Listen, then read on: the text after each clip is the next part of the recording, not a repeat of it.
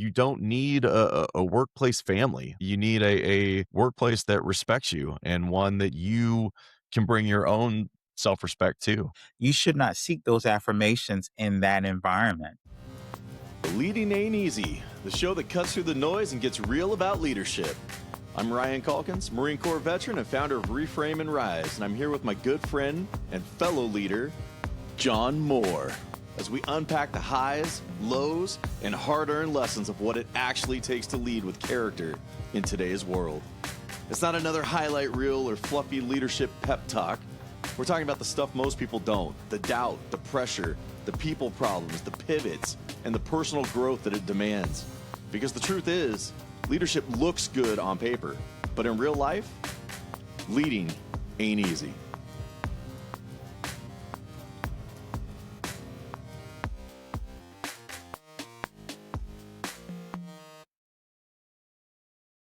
Welcome back to Leading Ain't Easy. Last week, John and I talked about a few episodes that we would like to come back and touch on, and one of them was the idea of family culture and how it can sometimes be toxic in a workplace. And most people have heard the "we're like a family here," and it provides a sense of belonging and support and loyalty. But, and there's always a but, the phrase also can come with some expectations that maybe aren't necessarily considered when you go into it. Right, John? And that was the funny part when we brought up this topic, and I was thinking, I said, "Golly, he's right." There are times in which it could, and I hate to feel that way, but there are some forms of toxicity that can very well damper the whole work experience because there are, as you said, expectations that you are to have. When we use this term of "we're all a family" at work, that comes with a lot of responsibility from the leadership side on the leadership side. When you think about that, what kind of the responsibilities when you hear we're all a family, where do you think that puts you as a leader as to what you are now you're now, placed in that kind of place that you have to now be the lead of the family. Well, it's a hard topic for me because,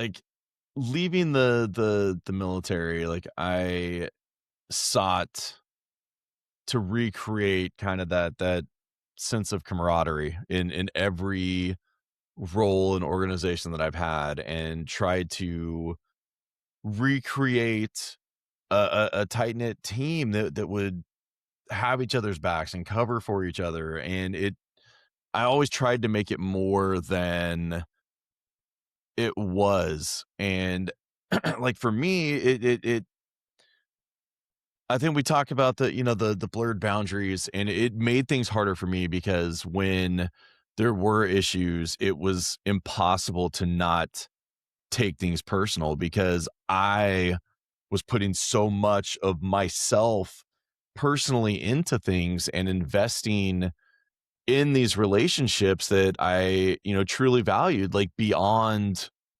the work. And I respected people more than just as an employee. And I think going through things, it took me a long time to separate. I don't even know if I ever fully I think separated that mindset and desire to kind of recreate that, but it has brought me a lot of, I guess, rewarding relationships. I mean, we met through an organization, and every job that I've ever had, I've left with one or two or maybe three very close friends that, like, when I build relationships with people, they last and they mean something to me. But I also had a false, I don't know. I mean, it wasn't a sense, but I guess it was a false expectation that you could apply that to everybody, and they would share the same feeling. desire and bond to want to have that type of relationship. Where, in the military, you get that because you're dealing with things that not everybody does, and you bond over that shared experience, and it just means something more. And I don't know. It was frustrating because like you said, it just has that blurred boundary, and where does it stop and where to and begin? But I also think too, all of what you said, I agree with. I also think too, on the flip side, I'm thinking about it from the corporate side as to the. I was thinking of a point of where there was a time where I think we had to go to HR for a staff member, and I remember it was difficulty for me to do what I needed to do for that staff member because we were so close, right? And it was a disciplinary action kind of a scenario, right? And so now you have someone that you've seen them go through their good times, their growth, their bad times, or whatever. And now we got to discipline you, right? Or do a disciplinary PIP or whatever it may be at the time. And it was very difficult for me. And I think I remember the HR person telling me that you could not personalize everyone and everything, and that you had to have a distinction between staff and you. You couldn't blend in or blur. And it's hard because I know I said this on one of our other episodes where you want to create that environment, but also you're not thinking about how it brings in a sense of toxicity, and not purposely. It just Mhm. it brings it in because it's like now you're sitting with an expectation. The person is sitting with an expectation because you said we're family. And so with that, they bring the baggage. This is where the toxicity comes in of what they think family represents and what family is, right? And so now when you're saying we're family, they're trying to connect those. Oh, it should be like how my dad treats me, or it should be like. And so now it's like, oh, fuck, how do I actually navigate that? And it was hard because I remember some hard times of having to deal with things, but also HR, which is their good part of what they do, is they if you have a good HR team, they coach you through that, and they really teach you cannot personalize everything, and everybody you cannot befriend, and that was hard for me too. And then I had to teach that when I was teaching new managers on managerial ethics. Like if you are an internal employee and now you become a manager, and you were friends with Sally and you also go to lunch every day, well, you can't do that every day now. And you Yeah. can't tell Sally and that was a hard pill for people to swallow. It's like, but we've been friends for 20 years. I know, but you're a manager now. Matter of fact, you're her manager now. So I think this point was so really, it's really deep. And I think also to some other points where it talks about the belonging sense of it when you say we are a family, the support, the loyalty, those pieces come into it as well.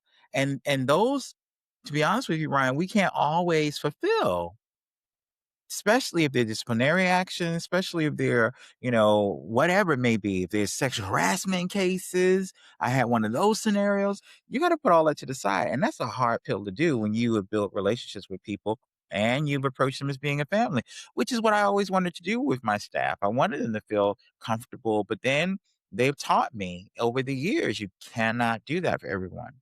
What are your thoughts? Well, as you were talking about that, I was also thinking about the other, I guess, dynamic that I kind of sabotage myself on in that camaraderie building piece and trying to, make it a family environment for myself. And my thinking was always that you spend so much time at work, like sometimes you see your coworkers more than you see your family. So you want to have that type of relationship with people where you feel close because you spend so much time with them. But it I don't know, it got to the point to where, like, I would feel guilty for taking time off, and, like, with my first son, I didn't want to hurt the company, and I didn't want to leave people with my work and take a 3-month block of time off. So I took 2 weeks 1 quarter and 2 weeks another quarter and spread my paternity leave over the course of the year because I was thinking I was doing what was best for them, and it didn't necessarily it wasn't necessarily the best thing for me. So when I had my second son, I was like, "You know what? Screw this. Like, I'm taking my leave. Like, I need the time."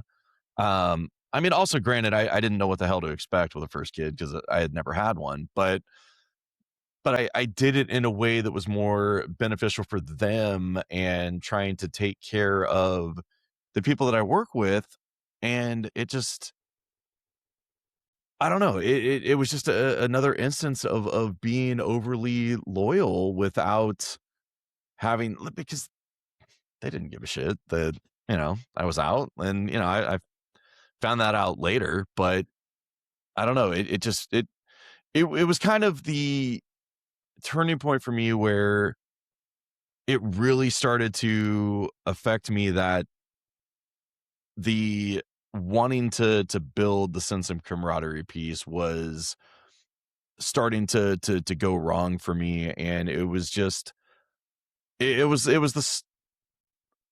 kind of the start of my burnout. Like Mm, I it was a consulting job where everything is very high on billable hours, and I tried to work like 60-hour weeks leading up to Remy's birth, and my thought was I'll front load all of these hours, build myself a cushion, and I'll recover during paternity leave, come back and whatever, which was the dumbest thing possible because obviously I'm not getting sleep, I'm not recovering, and it was like as things slowly started to normalize again, like I felt like I never really recovered from it and was just exhausted, and then Dexter came, and it was like the cycle started all over, and I just got so burned out in trying to balance everything. not just do my job, but,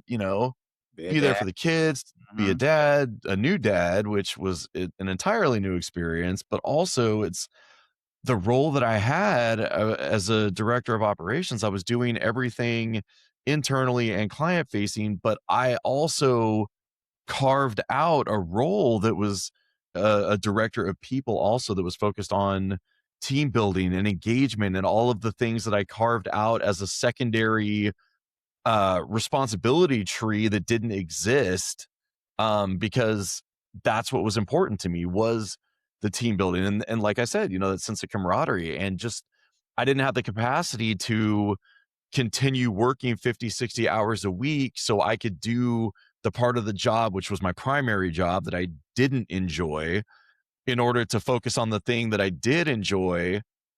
That availability and it dwindled with the kids, and I just didn't have the energy and the drive to continue to do it while also fighting internally to show the worth and the value in the team building and providing feedback and growth opportunities for people and developing your team and showing a sense of care in what they're doing.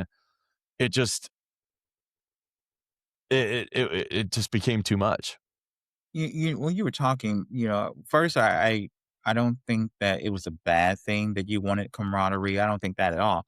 But what I find interesting, and we were talking about the generations about our work ethic, and I don't hear anything wrong with the work ethic either. I just think that what has happened is the work ethic has shifted where we were so geared on, the company, the employees, everything was so geared to that.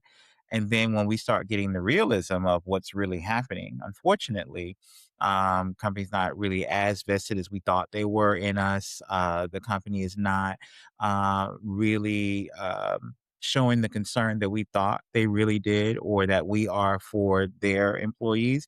I think that those realizations start to happen, and then it starts to forgive if I'm putting words in your thoughts, which it sounds like it could start to build resentment, but it's like, but it's not resentment in the sense of you willing to do it. You know what I'm saying? If you were willing to do it because of the work ethic, because of the passion, the value in it, the investment in it, the loyalty, right? All those things were not wrong. They weren't wrong. These are things that we were built up. We were grown up in, right? I think that as we just gotten older and wiser, and we've had more experiences, whether good or bad, they were learned experiences, and we just learn how to find our balance. To be honest with you, because I think I said this in previous episodes. No, I would not give what I used to give because I now have a total different understanding Mhm. of what company and how company does. Then back then it was like, you need me, I'm their boss, that kind of thing, because we were taught that's what you do. But not only has generations changed, but work ethic has changed, right? So it's funny when I hear you say that, and it's just like, yeah, all those things were valuable. But you know what was happening? A world around you was changing. Well, it was changing, but I guess it also wasn't changing, and I was naive to think that I I would justify being in a job or roles that didn't necessarily fit by saying it's not about the work anyway, it's about the people. And I would continue to and I was good at it, and I would get promoted and I would keep going even though something was off, right? But my thought process was, man, if I could just get to this level, I can influence and make the difference and the change that I want to make. And no matter how high I went, through management, middle management, senior management, executive level, it was like You still had I ceilings. was lying to myself. Like I was never going to have the influence that I thought that I could and the impact that I could make. And it was one of those things where it's like you're given a green light on stuff, but you're never really provided the resources to accomplish it because ownership or the people in play on what can actually happen aren't invested in it. So it's like, yeah, you go do what you want to do. We're not really going to support it, but you go do what you need to do to be to have your temporary satisfaction. And then even in what you were saying, that coming outside of the sense of the whole family component, that's more us than it is them kind of scenario. It's what we want for folks, right? It's what we want for the company. It's what we think should be the best way. And I think that's the key is what we see for the company that they don't see. That's where you said they don't give you the support, they don't give you the resources because they don't see the same thing. They don't have that same vision that you have.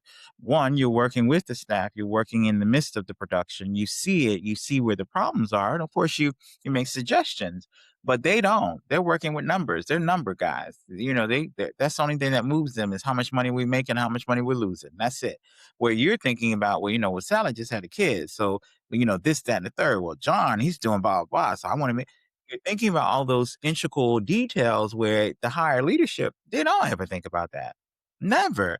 And even that might be which is a good thought process to have, but it's just unrealistic to think that the buy-in is going to always be received from the higher ups. It could be received from your staff and staff level down, but it won't always be received from higher ups because they want to know dollars and cents. Is that going to make me money?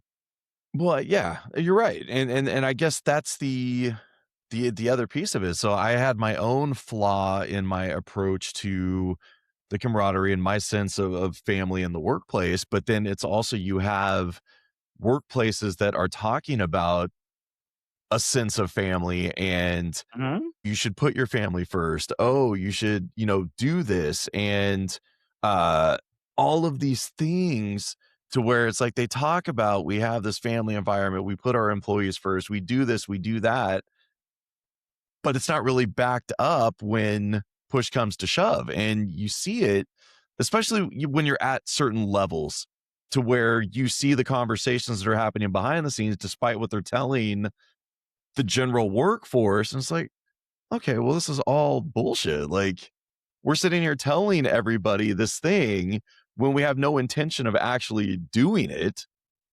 And But then then, I'm trying to create what we're like, I want to practice what we're preaching, right? but the funny part about what you're saying is at a certain level, exactly what you're saying can be done. But when it goes into executive level or the higher level, they're not, you're right. They're not worried about those things because it still goes back to what I said earlier about dollars and cents. Is that going to make me money? Now, and that's, I would say again, I might have said this and I'll say it again. I would think that that's more of your later 90s going into 2000s where it was very, not saying it never wasn't focused on money, but where that orientation of family and inclusiveness and, how is Sally doing? Did she go to college? And all the kids are going to college because they all worked at the same company. So, we're seeing that. I think that shift happened where it really lessened and it was more about, and this is probably where you saw it more, it was about dollars and cents. So they really didn't have the time. Like right now, today, we have AI coming in and doing a lot of, and I'm not sure if this is the venue to talk about it, but they're doing a lot of replacing of bodies because they don't wanna pay for child leave. They don't wanna pay for the medical. They don't want, and you cut all these things, that's money back in their pockets. And yeah, they can very much have the values and the missions of saying, "Yes, we're family oriented." But when they look at the bottom line, it's about dollar savings. And we know insurance is expensive. We know workman's comp is expensive. We know those things are expensive. But now it's like, "Hey, can I have that fulfilled with AI?" "Yeah." And I don't have to pay so and so? Yeah, I thought you would understand. Oh, yeah, let's do that. So that whole vision of where we came from, unfortunately, is gone. Even if we were to get right back into that realm, we can't even program ourselves to work that same way. We couldn't. Much as we would want to, we couldn't. The staff is different. The environments are different. Yeah, there's a lot of, different components in it more now than it's ever been. I mean, remote work, period. I mean, yes, back in the day, there was remote work. I remember back in the 90s, it was remote work. We worked 10-hour days, and we had a Friday or a Monday off. That was great. We had, 4-day weeks, and we were working from home, so there wasn't anything new to me, but at the same time, it wasn't the norm. Mhm. Now you're dealing with a whole culture where you're managing people from their home. And another thing, and forgive me if I'm offending anyone out there, but you have people who are working 2 jobs. So while they're supposed to be on the call with you or taking calls from your company, they're also taking calls with somebody else. So now you gotta manage that. And sometimes they're not really skilled well in doing this, these dual things. Remember, we're supposed to be family. Wait, I'm recording the call and I can hear you on another company's call. It's like, what are we doing here? So it's a whole different world, and I really do miss the adages that you spoke about. I do. I miss those. I really miss going into an environment, people concerned, people loving. I do miss that. But I just know that that was then and this is now. And now it's like everybody's for themselves. What do you think? As sad as that is, but it's a true statement. I I don't disagree, and I think it's something that is still a struggle for me because it's hard to not. To not care. Yeah, it's hard to not care. That's exactly it. It's hard not to care. And there's a good place for us in that in this big old world that we have, but it still is hard not to care. And I I guess there's just a danger in caring too much because you can let your work kind of get tied to your self-worth and belonging, and when the job or the relationships with people that you thought were close, you know, erode, it like I don't know, when you personalize too much, your self-confidence also gets destroyed, and then it's like, "Well, I can't go anywhere else because I won't provide anybody else value," or you start to question your own. I don't know if it's motivations, but it definitely like, when everything was happening for me, like, I don't mean to make this a therapy session for myself, but with everything that was happening with me and the burnout, it was just like the self-confidence was just getting absolutely wrecked to where I don't know, I I don't Yeah. know. I mean, it's a very touchy situation, and the reason it's touchy is because of the belonging, of wanting to be of that same value, right? But then in the background knowing that this is not really the place or that there's really not going to be an appreciation for it. That hurts the heart because you come in with all good intention, right? But then the intention just goes on deaf ears once it goes after another, certain levels, if you will. So I get that.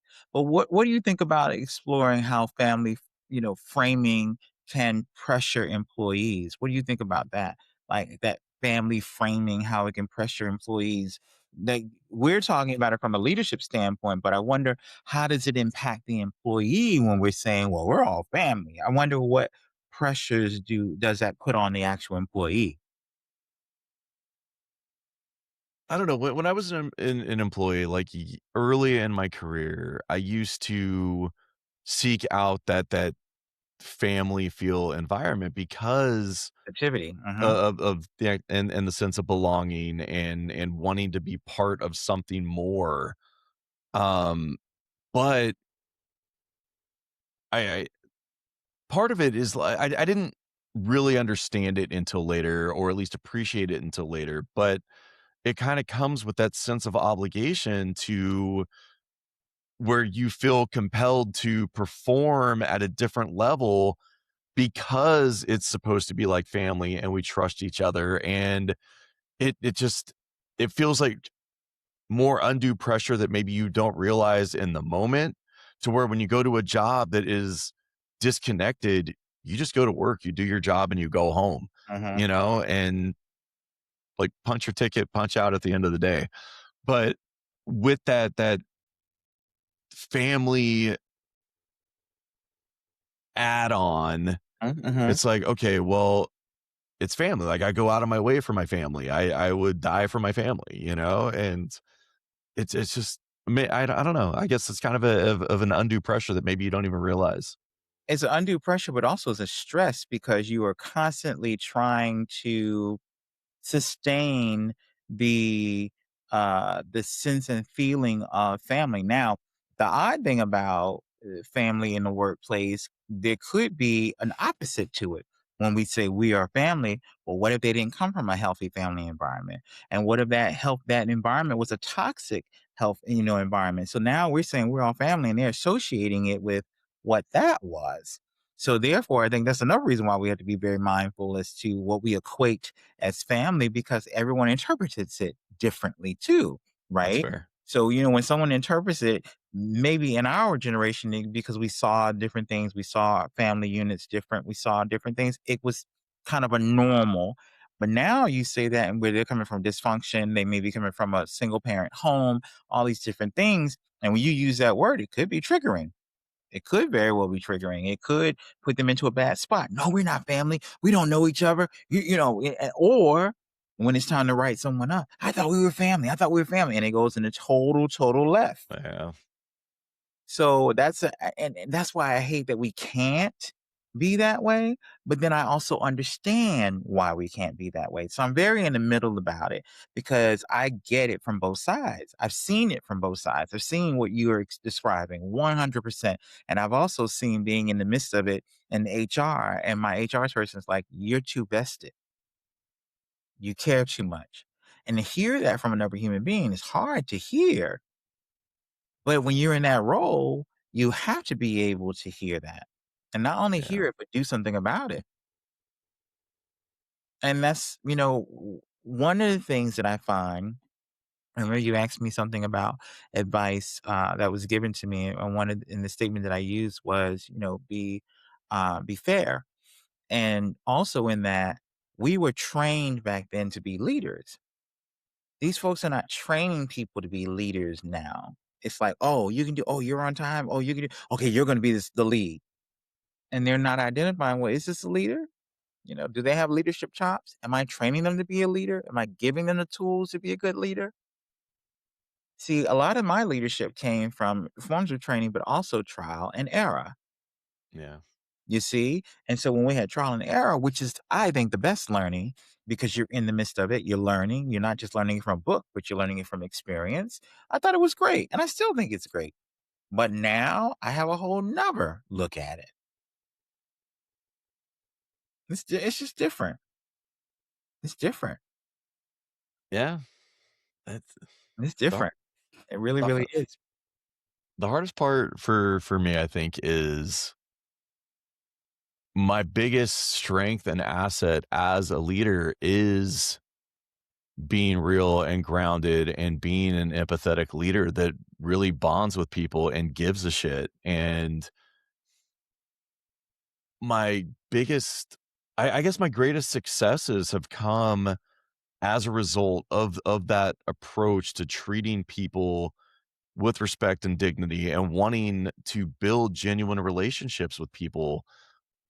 But and it's also led to my biggest failures for myself personally, not, the result of others being hurt by what I'm doing, but my putting others ahead and doing everything that I'm trying to do to ensure that they are taken care of and they get the growth opportunities and everything else. It has come At a at pri a cost for me that I don't even know how to articulate, but it's I don't know.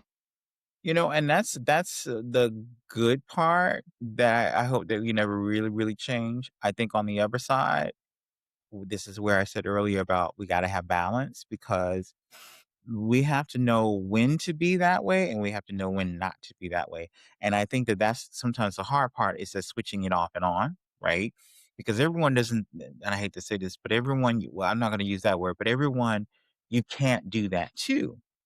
And what life has taught me from experience, no, I can't do that to everyone. I can't be what you just described to every single person because they're not going to respond the same way. And if I'm gonna be a little selfish, I'm gonna get hurt in the process because I care more than they care. And Yeah, that's when you care more about them and their job and their situation than they care about their job and their situation. that's tough. It is tough because your goal is, oh, I want you to have it. Oh, I see the potential. I want you to be this. And they're like, what? Whatever. I'm just clocking in. I'm clocking out. I'm out. I'm not doing no more, no less. And you see the potential in that person. You see the leadership in that person. You see next level. And they could care less. They could care less about all of that. And it's a hard pill to swallow because you can see it. They could be my predecessor. They could be the one after if I leave. They could be. They're not concerned with that. I have a really close friend that is one of those people where it's like, dude, you could be so much more successful if you just cared, you know? So many people are like that, and that's a whole nother episode because there's so many people like that, and that comes outside of work. It's from home and home values. And to be honest with you, I was thinking about you when you were talking about your grandparent or your grandfather specifically, and how you would go on different jobs and watch him do the work. The foundation in which he taught you was something that were life lessons that should never be forgotten. And this is why it's so difficult for you to disassociate from that. Is because this is what was in your makeup. This is what you were born in. Same for me. My mother would work for the school board in New York. I'll never forget it. And how she would interact with the people, how she would interact with the teachers, how she would interact with everybody made me think that's what work is supposed to be. You know everybody. Everybody are friends. And you get everybody's, hey, I'm gonna get some coffee. I literally modeled that same behavior that you cared about your fellow coworkers. I wanna be clear that my grandpa was not making me sit there and learn out of love. Yeah, out of love. He was like, I need you to do some of this work, right? He's Yeah, like, You'll sit your ass there and be my assistant." yeah. He was It, very much it was a some labor there, right? Yeah. yeah, no, he was very much a children should be seen and not heard type of, person, but, like, They he was a want total you hard ass and a real a-hole. Like, I mean, he used to break a switch off the tree, and we'd get that at the dinner table just for joking around as kids, which obviously is a big no-no these days. No, but I don't Unfortunately. know. So you talked about how, people come from different backgrounds and families and things like that, and it's like, if I took that approach into the workplace, like, my family was the type where every holiday, it wasn't like a real family holiday until somebody got pissed off and left angry, where my sense of family at work was formed in the military, where you created the bonds with people, right? And that is what I try to create, not like my literal family, but the family feel of just policing each other and taking care of each other and Even handling things in house instead of, you going know, outside of, yeah. right. And I guess that's what I was always trying to recreate. And it just seemed like, and that's not to say that there's not politics and people, vying for position in the military, because there is, but it just seems more cutthroat and ruthless in the corporate world and private work, in that you could have somebody be friendly to your face, And be cutting your and they're slicing your throat while your back is turned, and it's just, I don't know, just that level of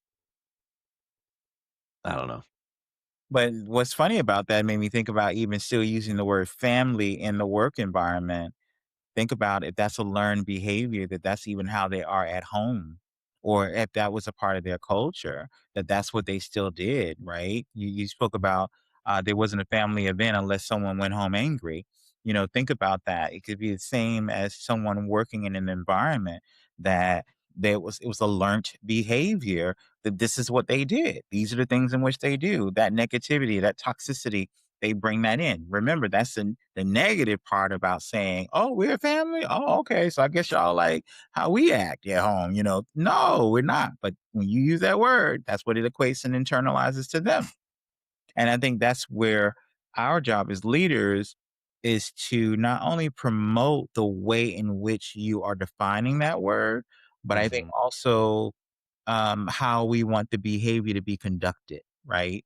And I think that what sometimes happens is it makes it difficult because, again, you're managing people and you're trying to create an environment where everyone is heard and felt like, all those wonderful things, but you just can't for everybody. So, therefore, there's limitations.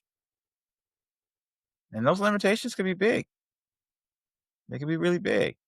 But yeah, I find it interesting, this topic, because it has so many levels to it. I even think that we can even talk about, even if we did another one, there's so many different levels to it, to where I know we use this word family, but it's what that word for us, it was a positive, but for others, it could be a negative.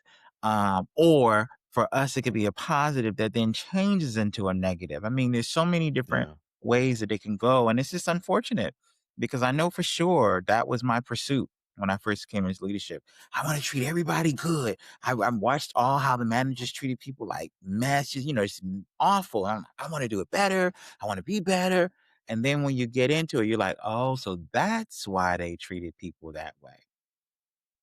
That's Yeah. why they have no love. That's why they have no care. That's why there's no association with. That's why when they, whatever, they don't sit together." Yeah, you get it. You get it. Get burned enough, you'll learn, right? Yeah. Yeah. Unfortunately. So when you have the concept of family building in the workplace, which can obviously lead to toxic work cultures and everything else, is so your idea or ideal workplace eliminates the use of the family naming convention for work, but it would still try to Build a community. approach it in a healthier Mhm. way, I guess, right? Healthier, but then balanced and also measured way. Now, I've learned that later, right? Because each and every time I did it wrong, So I felt, and maybe Mhm. how what the outcome was, it was a learning experience for me to say, okay, we won't do that again. So it was balanced, it was fair, but it was measured, and I kept, just fine tuning it,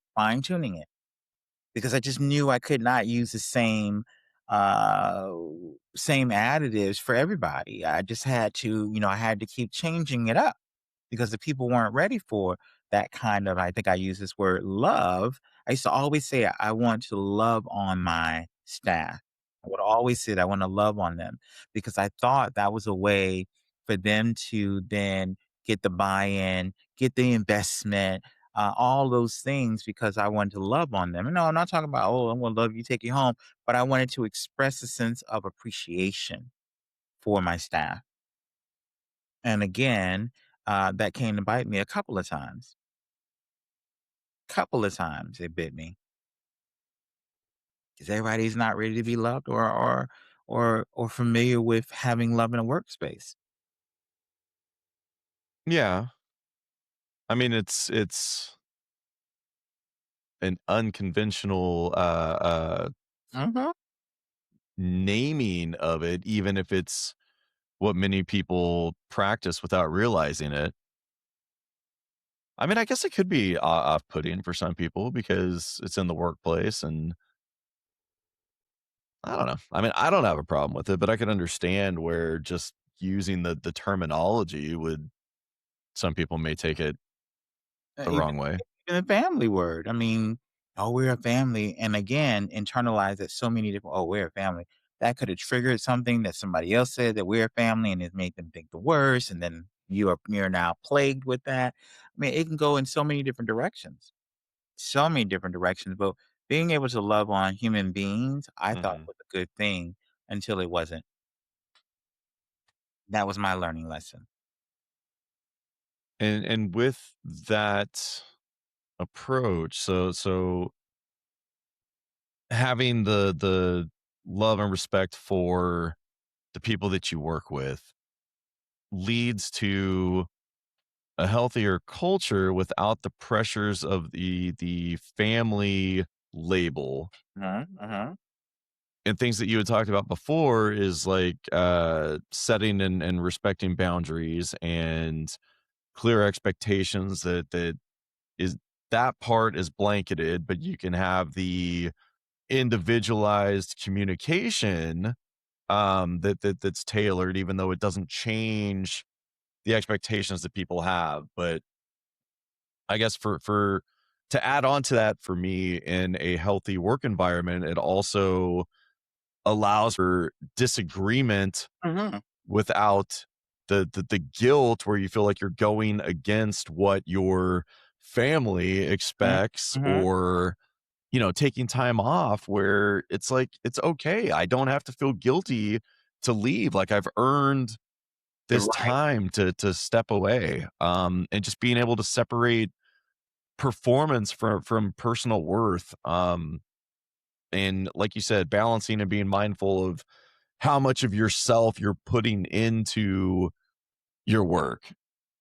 And which again was something culturally that we were taught, that we put so much of ourselves, as you alluded to earlier in previous sessions, about we put so much into our work that we spend more time at work than we do at home, which is real. You think it's a 24-hour day and you're spending almost half or all 16 hours at work, right?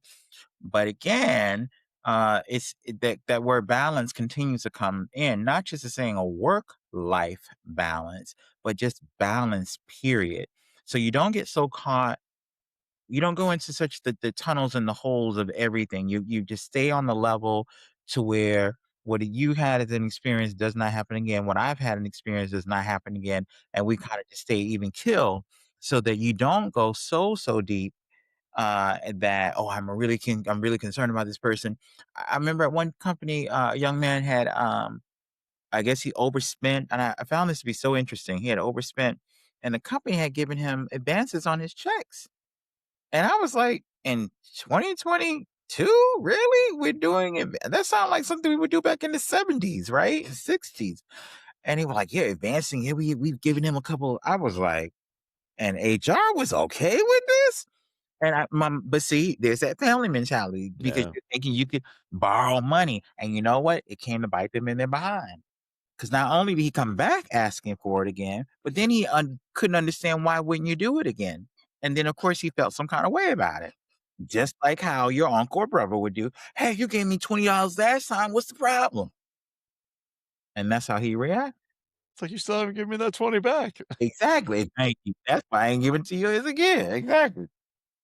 It's so interesting. What do you think happens? What do you think actually happens when we have these kind of a middle? We've alluded to these middle conversations, but what do you really think happens when we have these middle conversations where emotional levels go high, boundaries are crossed, uneven expectations happen?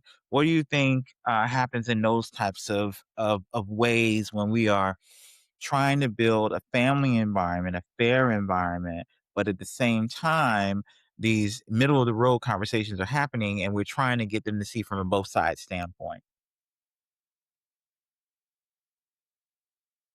I think that's where it starts to get the blurred lines, and it's what I personally experienced, um, like I shared before, where the professional expectations became personal, um, which just became very, very dangerous and unhealthy for me because it's just one of those things where like you mentioned, the uneven expectations and like leadership, expecting sacrifice from you while not providing the same sacrifice back. And it all kind of like compounds and builds on itself,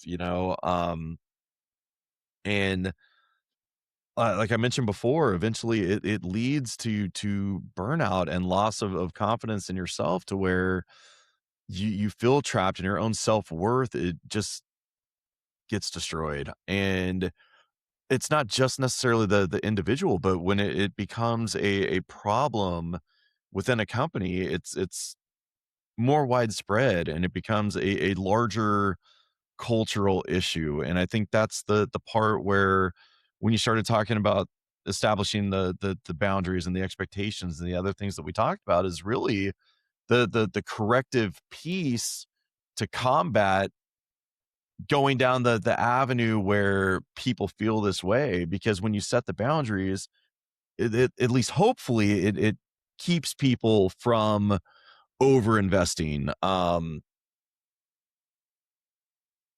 And that's a good point too, and because I was thinking about what is a healthier way to come out of that. We talked about the toxicity of family in the work environment. We talked about the triggering of possibly the word and what the word may trigger and what it may inspire. We talked also about some of the attributes of things that can happen. We talked about the middle of the road, but then when you think about, well, how do we solve it? How do we talked about all the problems, we talked about all the toxicity, we talked about, the imbalance and or the balance, but then how do we solve? How do we solve at the end of the day? How do we solve it to the point where you and I, you both describing how we felt afterwards, but how could we do it better where we don't feel that way? What do you think? And it's a part of the employees part too, it's not just us. It is. I think for me, what I've learned is both as a leader and an employee is that you can care about people without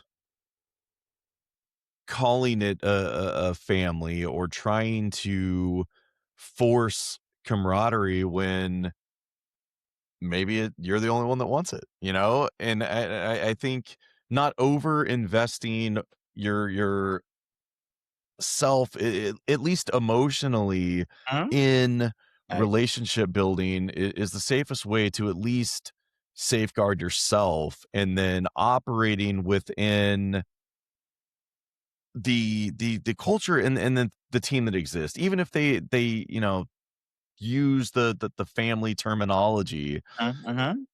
not falling for the family trap I Mm, guess, if you will, and just being mindful of what you're giving and knowing that the expectations need to be being tempered. and or be in line with. You bring that up. The over investment is a big piece too as well, and I think it sometimes can be hard, but I think once you've had enough wisdom, it becomes more realistic. Then you also talked about, which triggered me as well, talking about where people don't want the same that you want. You may want to, again, I'll use the word, love on them, show them Mhm, well, give them, whatever, whatever, and they're not feeling the same thing. You got to be okay with that. You're gonna have to be okay, meaning me. You have to be okay with that. That everybody doesn't want the same of what you may want for them, or what even you may want for yourself for them. Because sometimes what we're doing also is self-serving, because we do want to see, we want to be a part of seeing someone's growth. So sometimes we got to really take a look at ourselves and say, okay, what is this really about? Is it really about them, or is it more about us trying to belong, trying to be a part of something, trying to be a part of family because I really wasn't? Are we trying to create an environment that we're missing from somewhere else? We got to even get to nuts and bolts of that. Are we actually doing this more for them, or are we doing it more for ourselves? But then there was another thing you said, which was about, like, it was something more about the community building, or it was about um building relationships and things. Like, those are things we were taught to do. So you gotta also remember that too. We were literally taught to, build relationships with our staff. We gotta, which makes total sense. Like you were talking about the older guys, and they were older than you, they had wisdom. You had to find that balance to build those relationships. Those are things we can't get rid of, because to this day, you have got to get the buy-in from your employees, because you're coming in as a newbie. They don't know what you can do or what you can't do. Are you going to be a delegator? Or are you going to be a guy who works with us? What? So you got to mhm. get the buy-in, right? So there's so many different facets of this. And this is why I really like this topic, because it's not just about the term and terminology of family, it's about what it represents. And is it only of one that represents to the cut to not to say the customer, sorry, but to the employee, or does it what it represents to us? That's the deep part about it. Is it something that we're missing within us that we're trying to get from our staff to fulfill our own lack? That's deep right there. That That's could be a that could be a whole 'nother episode. that's deep right there. That's deep right there. Yeah, I guess for our listeners, our question for you would really be, have you ever felt pressure because of a family culture language that a company had that you joined? And if there's any, because John talked about boundary setting before, if there's any boundaries that you've had trouble setting yourself, or were hesitant to, that maybe later you did it and, had some positive results, we'd love to hear about those too. So please comment and engage. We'd love to talk. And yeah, I mean, in closing, we really just want to let you know that you don't need a workplace family. You need a workplace that respects you, and one that you can bring your own self-respect to. Um, You shouldn't seek, this is that end statement. You should not seek those affirmations in that environment, because that's when you have to go inside yourself and identify, who am I, why am I really seeking this? Is it because I'm trying to seek something that I'm not getting from somewhere else, and now, since I have control, so I feel over this, I'm trying to get that from this group? Well, that's not the place to do it, and nor is it fair to implement something to them that they're not really wanting to be a part of. And I think I fall guilty for that. Yeah, that was good. yeah, no, it's a clean close right there. Yeah, Until next week, leading ain't easy. but you don't have to do it by yourself. Thanks for tuning in to Leading Ain't Easy. If something in today's episode resonated, please do us a favor and share it with someone else who leads or aspires to lead. Because honestly, none of us have this figured out, but we can all get better together. If you're a leader or professional feeling quietly stuck in your career, visit reframerise.com.